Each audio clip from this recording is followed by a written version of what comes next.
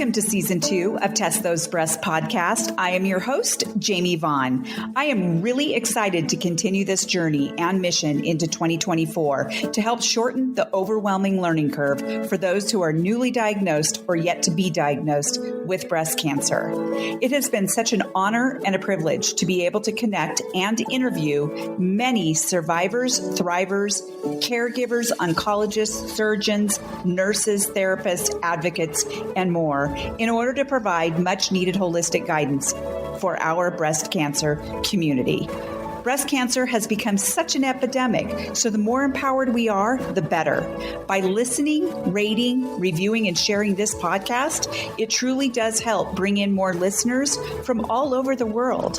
I appreciate your help in spreading this knowledge. My episodes are released weekly on Apple, Spotify, and other platforms. Now let's listen to this next episode of Test Those Breasts. Hey friends, welcome back to this episode of Test Those Breasts. I am your host, Jamie Vaughn, and today I am so thrilled to have yet another amazing surgeon on my show. His name is Dr. David Light, and Dr. Light is a fellowship trained board certified plastic surgeon with a dual practice focused on breast reconstruction and aesthetic surgery.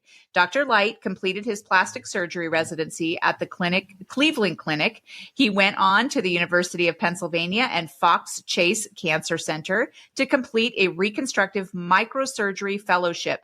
Dr. Light's expertise includes microsurgical breast reconstruction techniques, including deep flaps, sensory restorations of the reconstructed breast, and delayed breast reconstructions. Dr. Light has authored numerous peer-reviewed articles, book chapters, and lectured on breast reconstruction nationally. He is a founding board member for breastreconstruction.org and serves on the American Cancer Society Long Island Board of Advisors. Well, Dr. Light, thank you so much for being here. I am so excited that, we get to have this conversation. We did have a pre-conversation before, and I just felt like, we had a good connection. You were introduced to me through one of your patients, and she spoke very, very highly of you. And I told her that one of my missions on my podcast, Test Those Breasts, is to seek out where all of the really amazing plastic surgeons and microsurgeons to boot. So how are you today? I am doing well. I'm doing very well. Thank you for having me. I too enjoyed our chat. I think that we're very like-minded, and I've been looking forward to our talk tonight. So I think we're going to have some fun and hopefully share some information that's, useful to your audience. That's awesome. That's exactly what we need.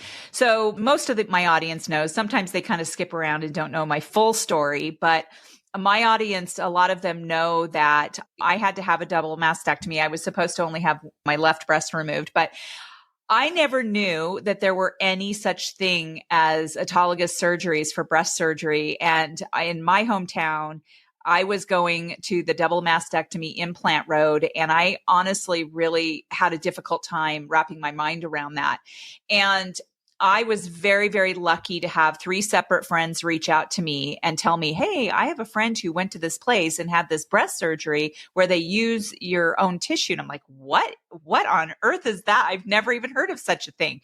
Ultimately, I ended up canceling my surgery here in Reno and ended up going to another location. And everybody knows I went to Center for Restorative Breast Surgery. But I also had heard that there was another place I want to say it's somewhere in Washington, D.C. And so those were the only 2 places that I'd ever heard. After I got that done, I realized I need to find where the other breast surgeons are, because a lot of people have a hard time wrapping their mind around going out of their area to have breast surgery. I have sought out several, and I've interviewed several on my podcast, some from Texas. I interviewed my own breast surgeon, Dr. Cabling, in New Orleans, but you're in New York. And so I'm excited that I have leapt to another state. Welcome to the East Coast.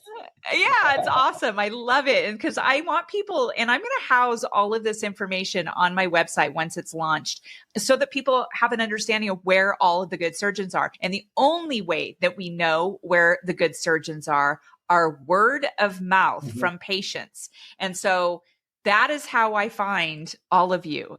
I would love to know who you are, what you do. How did you even get into this line of work? Let's just put it that way. So my path was a little bit long and had a bunch of curves to it. I always thought that I would go to medical school, always wanted to be a doctor. The idea of it was always sort of intriguing and thought it was a great profession, was pre-med as an undergrad. And as I was finishing, I was like, I'm not sure if this is, I've had this idea in my head since I was a kid. I'm not sure if I'm doing it for the right reason. So let me take a few years off. I took a few years off in between college and med school, worked for a healthcare company, then actually worked for Lehman Brothers doing finance for a couple of years, and then went back to medical school. And I knew once I was in medical school that I was going to do something surgical. Initially, neurosurgery caught my eye and actually applied for a residency. Neurosurgery residency applications happen earlier than the other fields. And along the way, there was a few things that realized neurosurgery might be not be the best fit for me. So then switched, went into general surgery, thought I was going to be a vascular surgeon. I love the sort of complexity. I love the procedures. I love the finesse of it, but realized, again, patient population sort of wasn't ideal for what I was looking for. I really wanted to have highly successful procedures that I would really enjoy doing. And so I sort of fell into plastic surgery and did my plastics residency at the Cleveland Clinic. And great program, like 19 plastic surgeons on staff, did everything. So I was exposed to everything, hand, craniofacial, and just really took a liking to microsurgery. They had great microsurgeons there and sort of just fell in love with it and did a microsurgery fellowship at Penn and then went into practice. I knew when I went into practice that I leaned more towards private practice, and so found the group that I'm currently in New York, NYBRA, New York Breast Reconstruction and Aesthetic Plastic Surgery. And my partners are basically, we're all like-minded. We all do basically the same thing. We all do a smattering of aesthetic surgery and some more face, some more body, but then we all have very, very busy breast reconstruction practices. We're all microsurgeons.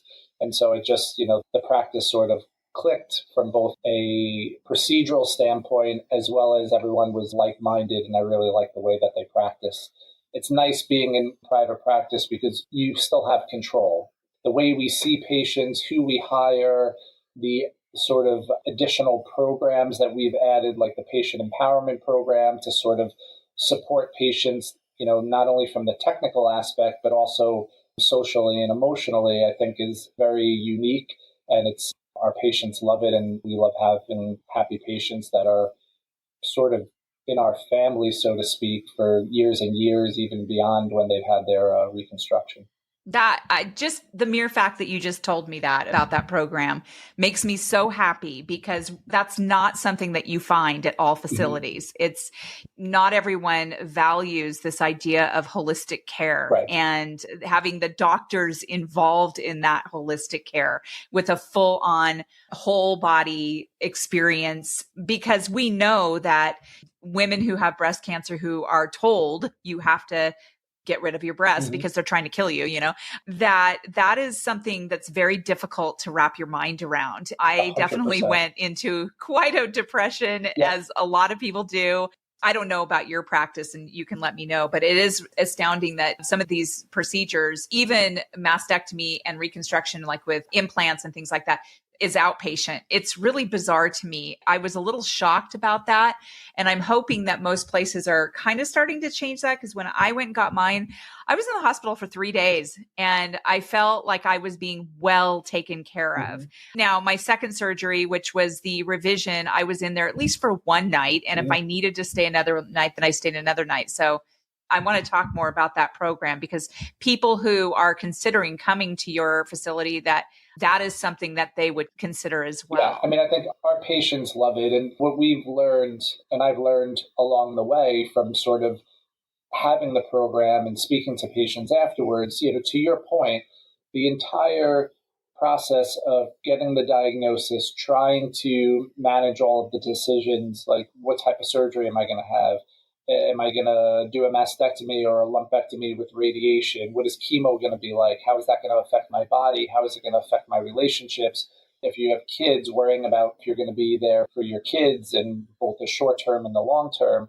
even afterward. It's very common, I think, for women they don't really wrap their heads around what has happened until 2 months, 3 months, 6 months, 9 months after surgery, because you're so preoccupied with making these decisions and sort of just next hurdle, overcome it, next hurdle, overcome it, that once things have sort of calmed down is when you can really process what actually just happened, which is it's life shattering, life altering. And it's not only supporting the patient before surgery, but continuing to support them and provide resources afterwards. Yeah. And it's interesting that you say that, because I was not expecting, it was 9 months after my first surgery. It was October of just this last year, September into October. I was realizing I was feeling really strange. And I had already started my podcast and that was going really well and all that. But I went through some PTSD and I figured out why. Yes, I'd gone through such a crazy, whatever you want to call it. I don't know. It's just all been so crazy. But October is a really interesting month for me. Yes. October has always been my favorite month of the whole entire year. Why? Because number one, I was born in October and the fall colors here, and I'm sure in New York, it's beautiful too, but in Reno, it's just insanely beautiful. My mother always loved October and the fall season. And then she goes and dies in October, right? So we have that. That was already difficult enough. And then I get breast cancer, and it's Breast Cancer Awareness Month. Yeah. So it's like all these things in October, and it's still my favorite month. So you mentioned that your facility in New York is called Breast Reconstruction and Aesthetic Plastic Surgery, NYBRA, like New York Bra. I mean, that's really clever. Who came up with that? It sort of it pre-existed in another form, and the practice actually was originally called Aesthetic Plastic Surgery PC, and then we had NYBRA as a second thing. And, maybe about 7 or 8 years ago, we're like, this doesn't make sense. We sort of have two names and are living like an alter ego here. So we just went with the NYBRA and changed it a little bit to include the aesthetic part, and it fits. And it's sort of, you can abbreviate it. It's NYBRA. It's got the bra in it, which is sort of a cute play. It has New York. So far it's working. I love it. Yeah. It's perfect. I was like looking at it going, oh, I just noticed that. Yeah. That's really cool. On your website, it says, with decades of collective experience, cutting edge surgical expertise, and a commitment to whole patient well-being, we're ready to support you at every step. You already told me pretty much what that means to you with that holistic care. I just think that having that piece in there, and even knowing people who have gone there, it makes it more appealing to go there, and having all the doctors and the staff and faculty, everybody on board with that, and having these programs. What other programs do you have? Is there anything else that you can share that kind of fits into that? Sure. The program that we have, it was actually developed by Molly Sugarman. She sort of founded it and still runs it as the clinical director. She provides a number of different services. She's got a number of different support groups. So support groups for women with metastatic cancer, for women with genetic mutations. She's actually got a spouse support group as well. So there's multiple different support groups for different patients with different diagnoses, because they're sort of their experience and basically their experience is a little bit different depending on the diagnosis. She does guided imagery to help calm patients prior to surgery. She will introduce current patients to previous patients who had the same procedure, so that it can be a patient-to-patient discussion, so they have a little bit more of an understanding of, we can provide them the clinical information, but the patient can provide, I think, very valuable insight as well. The support groups and everything continue on. She has patients that are in her support groups that have been coming for 15, 20 years.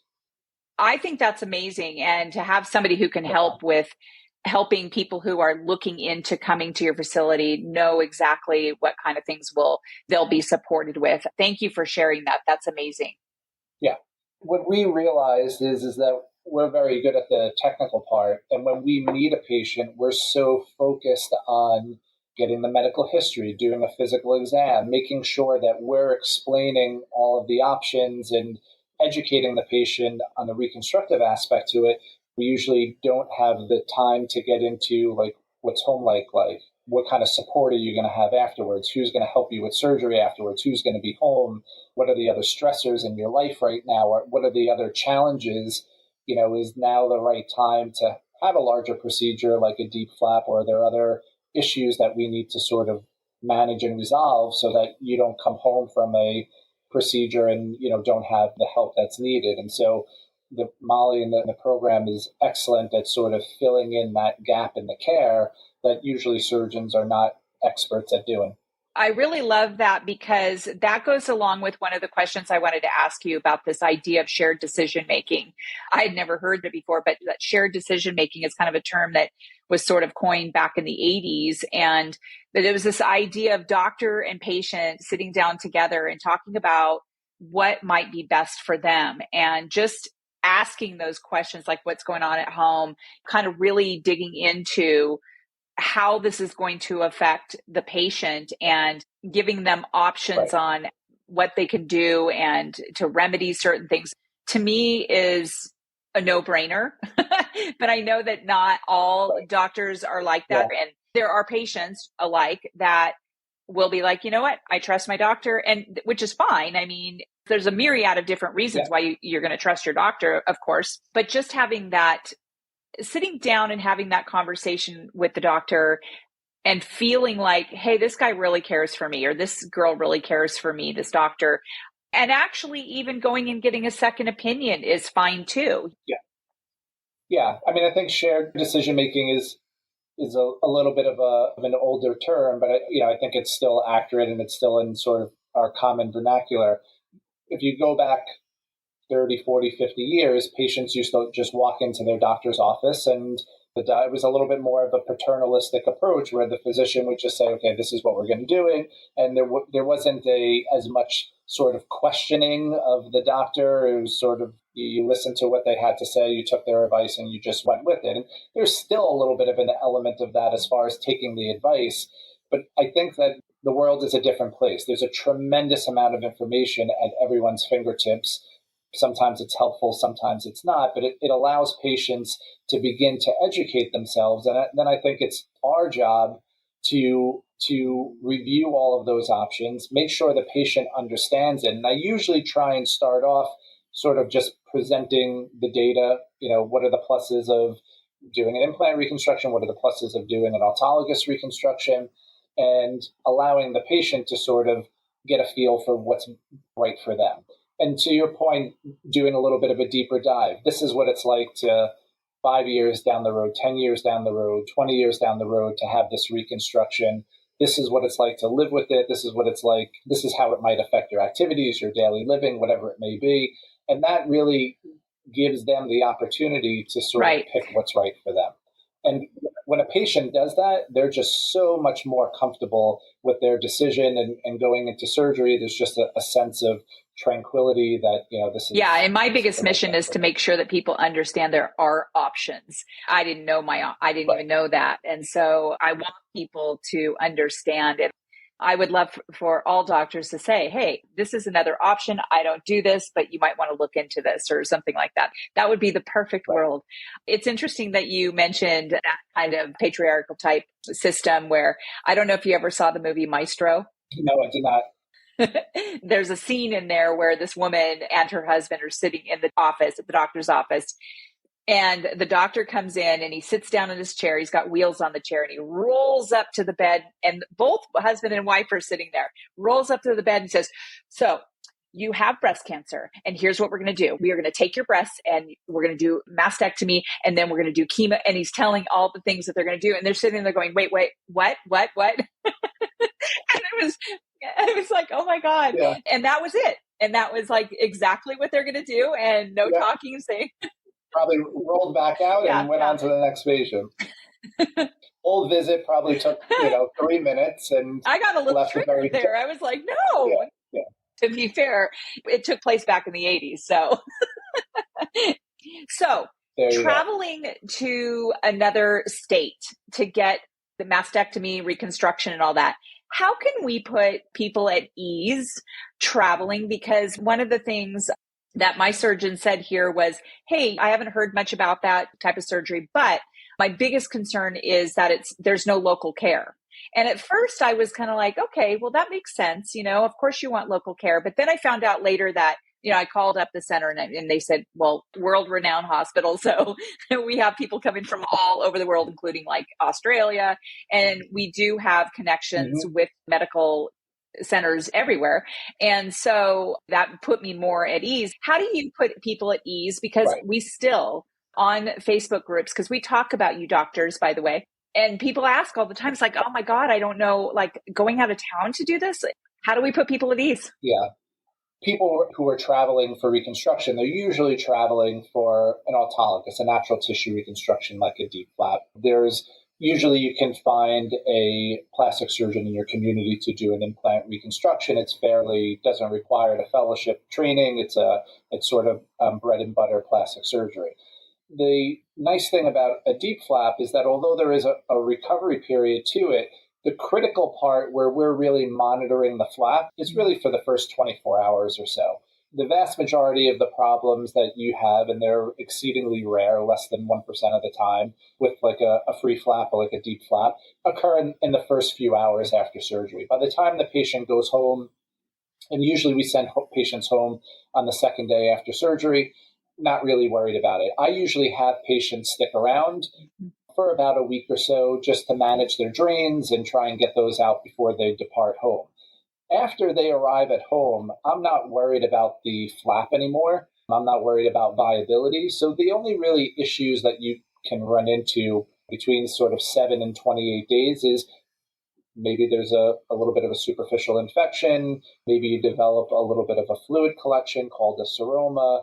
Those are issues that happen with every single procedure we do, whether it's a breast reconstruction, a tummy tuck, a breast reduction, facial plastic surgery. So all of these issues can really be managed by any plastic surgeon. It sort of gets back into the bread and butter. And similarly, we have friends and colleagues throughout the country. And even when we don't usually get on the phone with the patient's sort of the plastic surgeon that they may have seen originally. And if they're not familiar with the procedure that we've done, bring them up to speed, and then managing whatever issue, minor issue there is really not a big deal.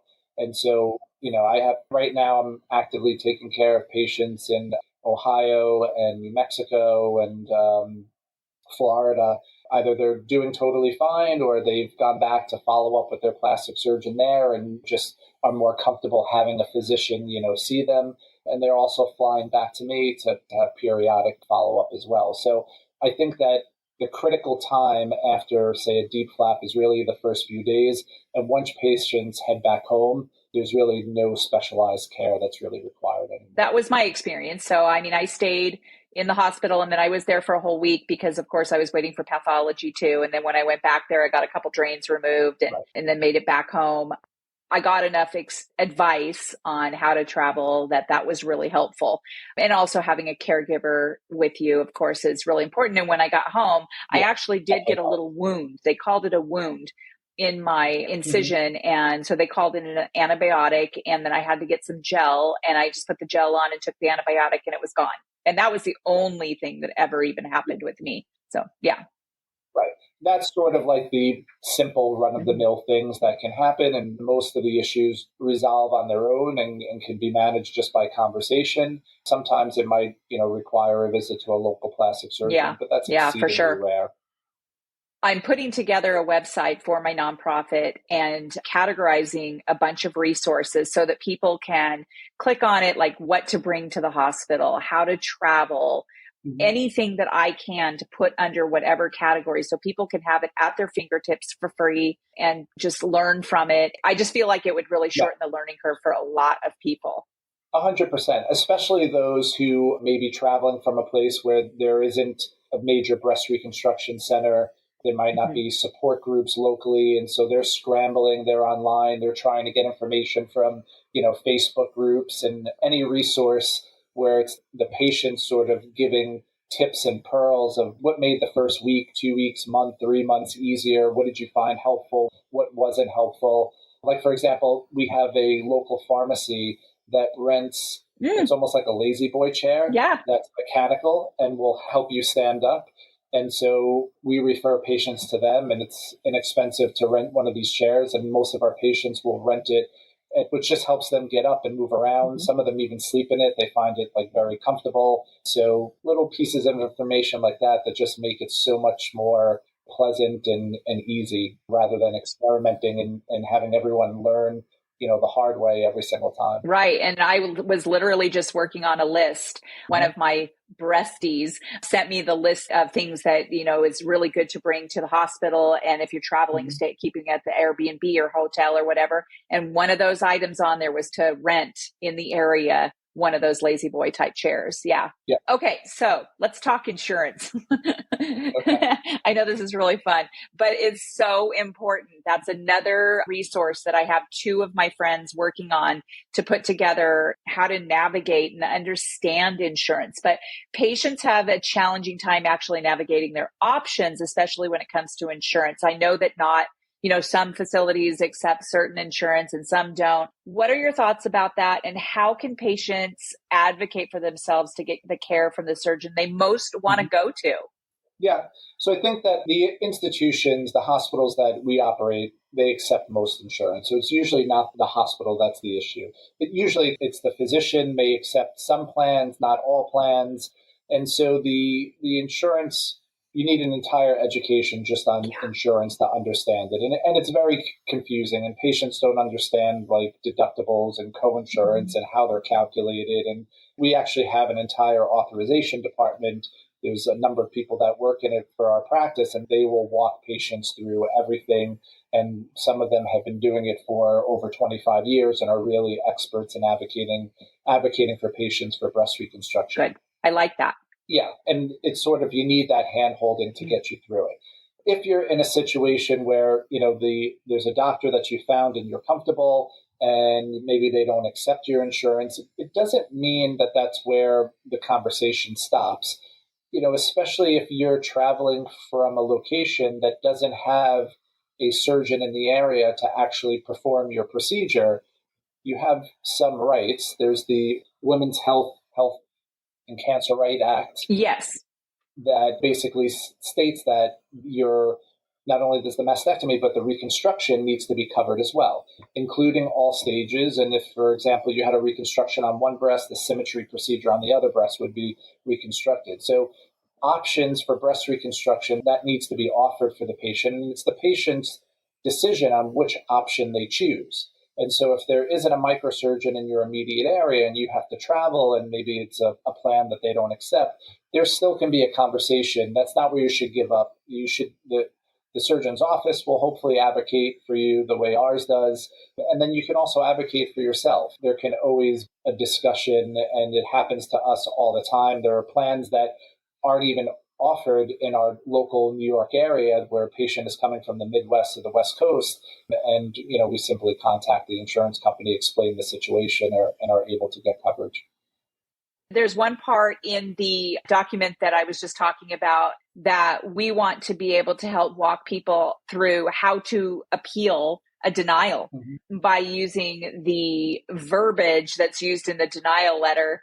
Because I know a long time ago, I watched a documentary about insurance companies and how a lot of the employees are trained to deny first. Deny first. And I had that happen firsthand when I developed a really rare anemia during my chemo. We didn't know it was a rare anemia. We thought it was just an iron deficiency, but it turned out to be a completely different type of anemia. But I got a letter in the mail that I was denied the blood transfusion that I had to have because it wasn't in a hospital stay, because it wasn't life-threatening, when actually it was. So we had to appeal it and got it back. So that was my first time ever having to deal with that. But some people just give up. They're like, oh, I was denied. And I always want to say, no, you need to appeal. You can always appeal. And we definitely have our share of problems with insurance companies and denials. And sometimes you scratch your head and you're like, I can't believe I'm actually reading this and they're actually denying it. And sometimes the denial is actually illegal. It's literally breaking the law. But sometimes you just have a person on the other side that doesn't have any experience, you would love to get a medical director who reviews it, who's a former plastic surgeon and understands exactly the verbiage and what's, happening. But sometimes it's not. Sometimes it's a retired nephrologist who doesn't really, they're sort of doing their best. And if you have a conversation with them, there's something that doctors can do called a peer-to-peer. Yes. Depending on the type of denial, sometimes it has to be a written appeal, in which case we will write a letter basically explaining, why we think there was an error made and try and get it overturned. And sometimes you can do a peer-to-peer. So I will actually get on the phone with the medical director and sort of walk them. They'll tell me why it was denied, and I'll clarify why I think that's incorrect. And there are many times where they're like, okay, didn't realize what exactly you were doing. And so they'll overturn it. And so it's another hoop to jump through. It's another hurdle. It can be certainly disappointing when you get that letter and like, oh my God, now what am I going to do? But don't give up so easily. Good. Great advice. That's the moral of the story. It just can be stressful. You're going through cancer, 100%. You have to get rid of your boobs, and then you have to, then this, right? And sometimes it all takes care of itself in the final hours, like days and even hours. Like I've even taken patients to the operating room without having an authorization yet, just because I'm not going to cancel their surgery tomorrow. They have a diagnosis of cancer, and there's some ridiculous denial that I know is going to get appealed, and we just sort of move forward, take care of the patient, and then figure it all on the back end. So that's not an ideal situation, but it happens from time to time. No, but just the mere fact that you would do that speaks volumes, actually, just the mere fact that you would do that. Sure. Deep flap, we almost lost access to that. And I didn't find out about that until after my first surgery. I just kind of went in, did my surgery. And then after I came out, I was like, what? We almost lost access. And it was still going on because I had mine in 2022. How were you involved with the advocacy for that? There was some work by the ASPS and some microsurgeons as well, headed up by Dr. Potter in Texas. And so we were supporting those efforts as well. What the insurance companies were trying to do was remove what's called an S code. So there's a specific code for deep flaps. There's another code, which is a CPT code, which really originated from tram flaps. So it's a breast reconstruction free flap code, but it's sort of all comers. It can include, like a full muscle tram flap, which is an easier operation and takes less skill than doing a perforator flap like a deep flap. And so the S code was a way to basically identify that a more difficult procedure was performed. And so the reimbursement for that S code was greater than the CPT code. And so there was an attempt to sort of remove the S code and just have one code, like a catch-all code for all microsurgical free flaps, whether it's a full muscle tram flap or a deep flap or a PAP flap. And so that could dramatically change surgeons' ability to offer the surgeries, especially in private practice, because offering a deep flap, it might actually be a money-losing sort of procedure for the surgeon. So to give up the majority of your day to do a surgery that doesn't even cover the cost of your staff, the PA who's helping you, would make it hard for a surgeon to continue to do a high volume of deep flap and offer that to many patients. And so luckily, the final decision was sort of postponed, but it's, we're not out of the woods completely. No. And that's why I like to bring awareness through these podcasts for women to pay attention, pay attention to what's happening with women's health, pay attention to what's happening with like your breast health and all of that stuff and what's going on with, insurance companies. And I'm just so glad that I found out about that because I did get involved and that's how I connected with Dr. Potter. And I'll put her episode link in our show notes so that people can kind of refer back to that because I know that she worked her tail off on that. And I know quite a few people did. I commend her. She really sort of took it on and was a real grassroots effort and put a lot of work into raising awareness and postponing the final decision. Yeah. And it's interesting because some of those people that were making the decisions probably, they didn't know the difference between a trans flap and a deep flap. I mean, it's like compromising the muscle, not compromising the muscle. Right. Yeah. Yeah. Well, all you need to do is talk to a few patients that have had well-performed deep flaps where not only the muscle was preserved, but the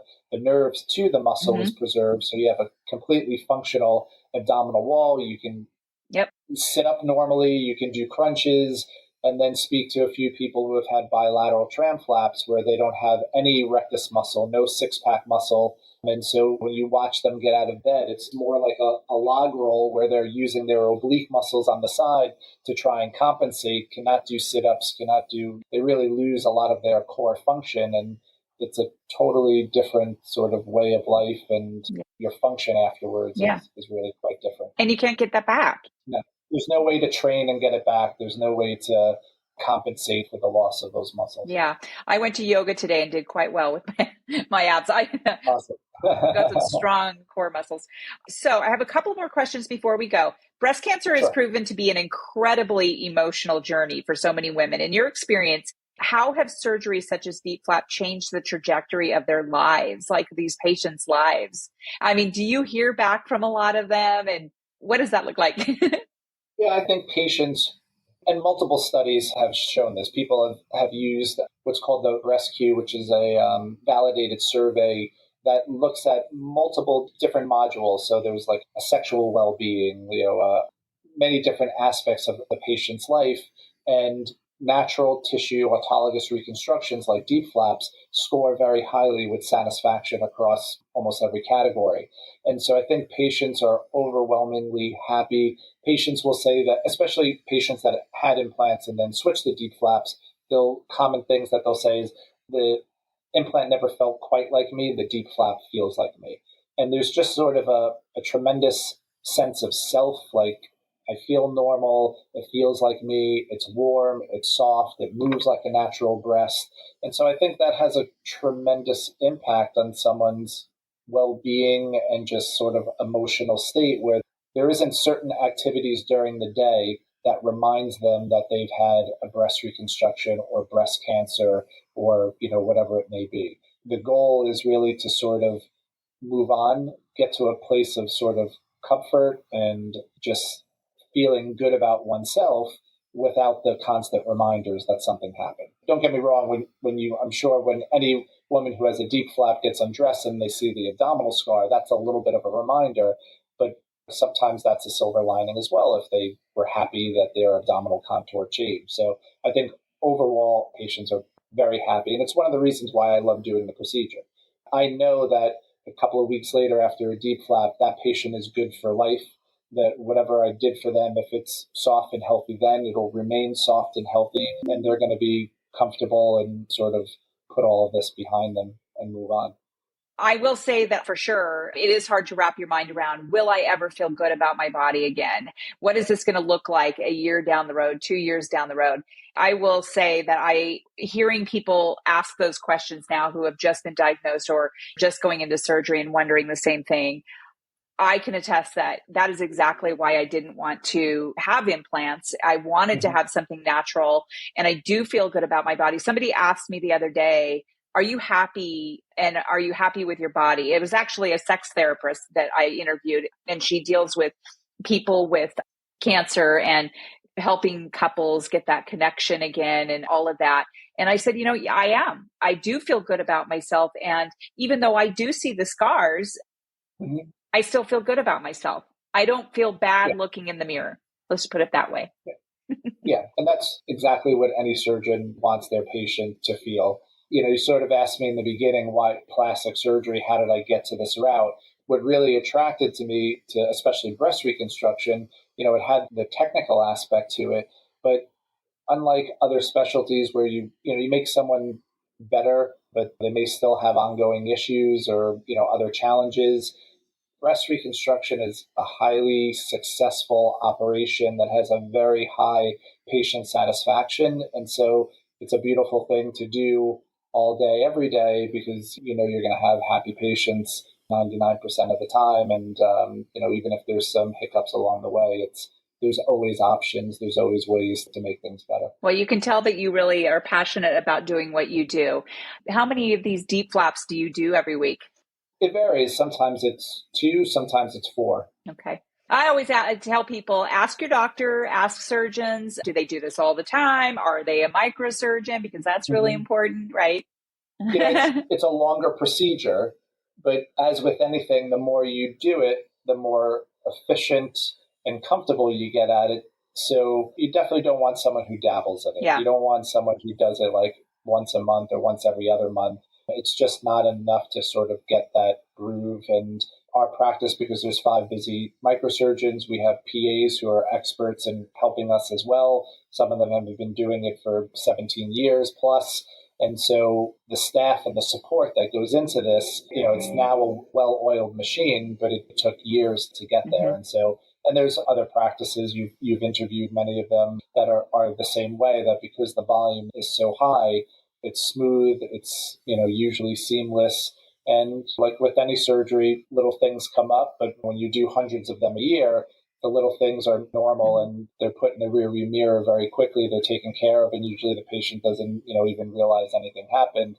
Whereas when you're not doing them very often, little things in a long procedure can build up. And now I hear patients who, have found me online and they're like, oh, someone in their Facebook group said that this is a 12-hour or 14-hour or 18-hour operation, and that should not be that. No. Do you do these on your own, or do you have a team that works on it, on each surgery?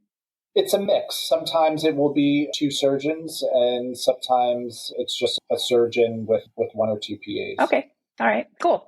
Well, to wrap up, you've given us so much advice anyway. Is there any, and maybe you've thought about this, what is one big piece of advice you would give when it comes to awareness about breast surgery options? So I think do your homework and don't settle. If you go for a consultation and you're not 100% comfortable, go for a second consultation. As we discussed before, if you hear 2 surgeons say the same thing to you, you have a comfort level that, okay, I'm on the right path. If you have 2 surgeons who say vastly different things to you, then you might want to get a third opinion, just sort of as a tiebreaker, so to say. But keep investigating, keep researching until you get to a comfort level with your decision and with your medical team. In this day and age, just as we're doing now, having a Zoom visit, having a telemed visit is a great way to start, even if you're, out of town. That's usually how I meet all of my out of town patients initially.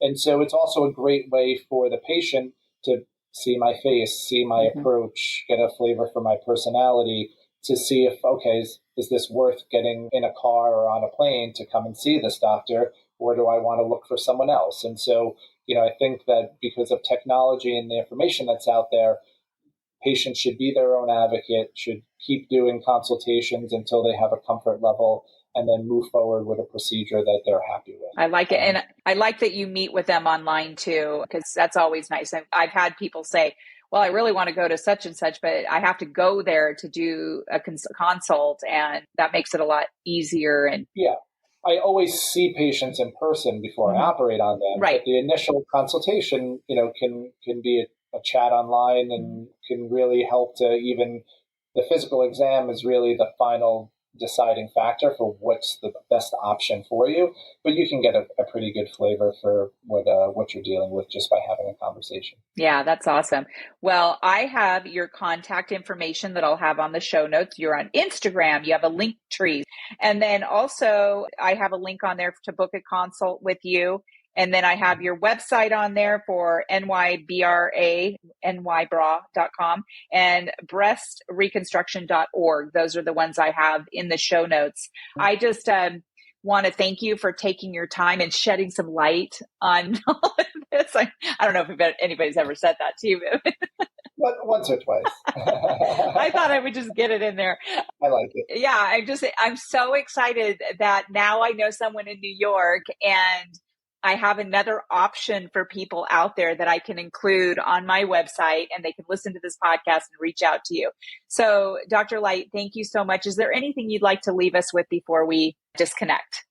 I just wanted to thank you for having me. I really enjoyed speaking with you, and thank you for doing what you do. Organizations like yours are a resource for patients to do all of the research that they need prior so that they have a better understanding of what their options are. So the more that we talk about it and the more resources that are out there means that there are patients that are actually getting the information that they need and hopefully having the surgery that they want and that they're comfortable with. Yeah, love it. That is my whole goal, is to really help shorten the learning curve. And I know it's working because people do reach out to me, people I don't even know, and say, hey, I ran across your podcast. And isn't that amazing? Because of your podcast, I know what I'm going to do for my surgery. And so I know it's working. Well, thank you very much for that. And I just wish you all the best. And I hope you have a wonderful summer out there. And to my audience, thank you once again for joining me on this episode of Test Those Breasts. We will see you next time. Bye for now. Friends, thank you so much for listening to this episode of Test Those Breasts. I hope you got some great, much needed information that will help you with your journey. As always, I am open to guests to add value to my show, and I'm also open to being a guest on other podcasts where I can add value. So please reach out if you'd like to collaborate. My contact information is in the show notes. And as a reminder, rating, reviewing, and sharing this podcast will truly help build a bigger audience all over the world. I thank you for your efforts. I look forward to sharing my next episode of Test Those Breasts.